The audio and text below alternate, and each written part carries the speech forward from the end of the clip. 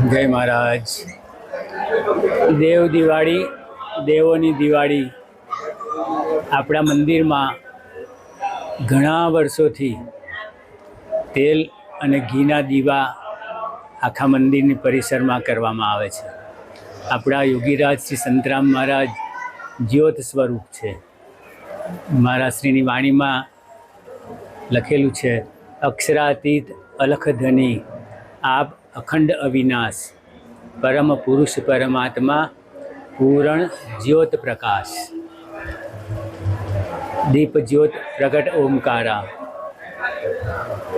મહારાજશ્રી ઓમકાર સ્વરૂપ છે અને ઓમકાર સનાતન ધર્મીઓનો સર્વમાન્ય પ્રતીક છે.